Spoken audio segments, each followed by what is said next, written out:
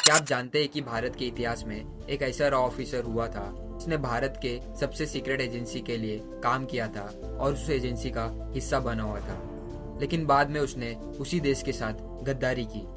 जी हाँ, आज की कहानी है रविंदर सिंह की, एक ऐसा नाम जिसे रॉ ने ट्रेन किया, लेकिन उसने अपने देश को ही धोखा दिया।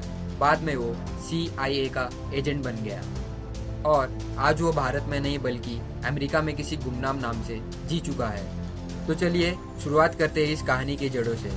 तो वीडियो के अंत तक ज़रूर बने रहिएगा, आपको बहुत सारी जानकारी प्राप्त होगी।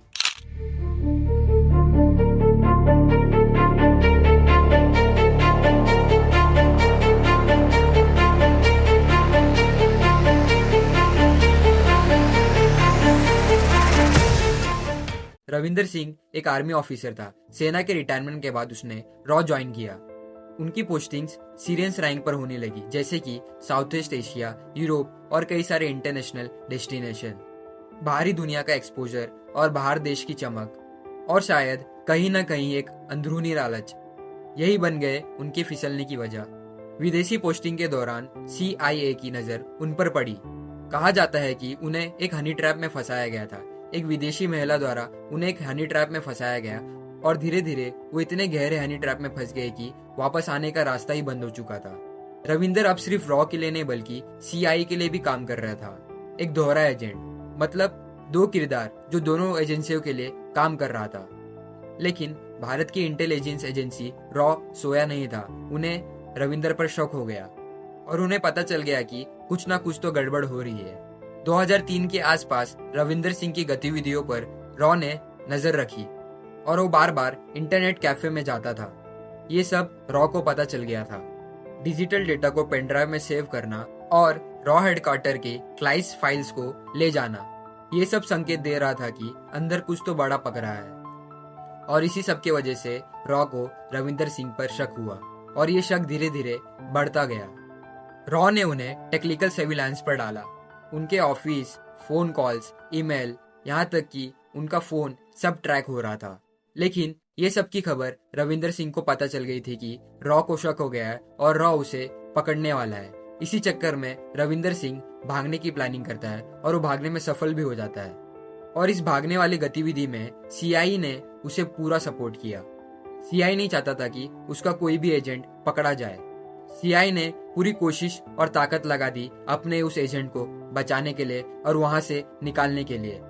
7 मई 2004 की रात को अचानक रविंदर सिंह और उनकी पत्नी परमिंदर कौर अचानक ही गायब हो गए।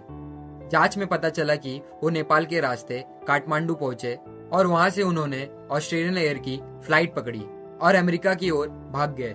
ये सब सिर्फ CIA की वजह से हुआ, क्योंकि CIA रविंदर सिंह को फुल सपोर्ट कर रही थी और ये सब CIA के अंडर ही हुआ। पहले भारत से नेपाल भागना, नेपाल से काठमांडू एयरपोर्ट भागना और काठमांडू एयरपोर्ट पर ऑस्ट्रेलियन एयर को पकड़कर अमेरिका भागना।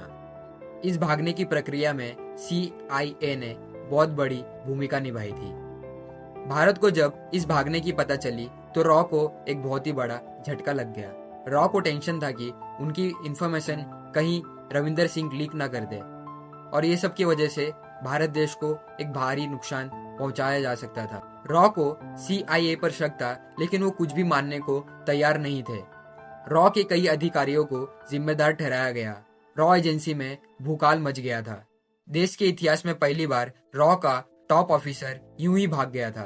फिर खबर मिलती है कि अमेरिका में रविंदर सिंह ने अपना नाम बदलकर सुरेंद्रजीत सिंह रख लिया था ताकि वो अपना असली पहचान सभी से छुपा सके। वहां उसने राजनीतिक शरण के लिए अप्लाई किया, लेकिन अमेरिका की गवर्नमेंट ने इसके लिए साफ मना कर दिया। CIA ने भी रविंदर सिंह की स्टार्टिंग स्टेज पर कुछ देर मदद की। उसके बाद धीरे धीरे CIA ने भी उसे अकेला छोड़ दिया। एक समय था जब वो देश का टॉप सीक्रेट एजेंट था, पर आज वो अमेरिका में गुमनाम जिंदगी जी रहा है, उदासी से भरी हुई जिंदगी जी रहा है और मानसिक तनाव से गुजर रहा है। 2016 में रविंदर सिंह की एक कार एक्सीडेंट में मौत हो गई।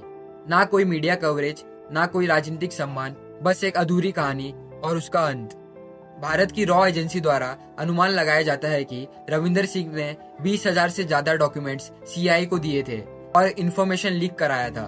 देश की सुरक्षा, विदेश नीति और एजेंट नेटवर्क पर एक बहुत ही बड़ा झटका बैठा। रॉ ने इंटरनल जांच शुरू की, करीब 57 ऑफिसरों से पूछताछ की, लेकिन कोई ठोस सबूत या कोई ठोस नतीजा सामने नहीं आया। नेटफ्लिक्स की फिल्म खुफिया रविंदर सिंह की कहानी से ही प्रेरित है। इसका आधार था अमर भूषण की किताब एस्केप टू नाउ हियर, जो खुद रॉ में जॉइंट सेक्रेटरी रह चुके थे।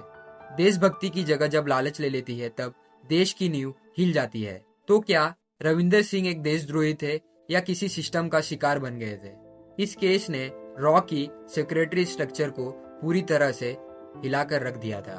तो दोस्तों, ये थी कहानी जासूस रविंदर सिंह की। अगर आपको ये कहानी अच्छी लगी और मेरी कोशिश पसंद आए तो हमारे चैनल कहानी और स्टोरी को सब्सक्राइब जरूर कीजिए और इस वीडियो को लाइक और शेयर जरूर कीजिए। मैं फ्री मिल लूंगा आपको एक नए वीडियो में। तब तक के लिए बाय। जय हिंद, जय भारत।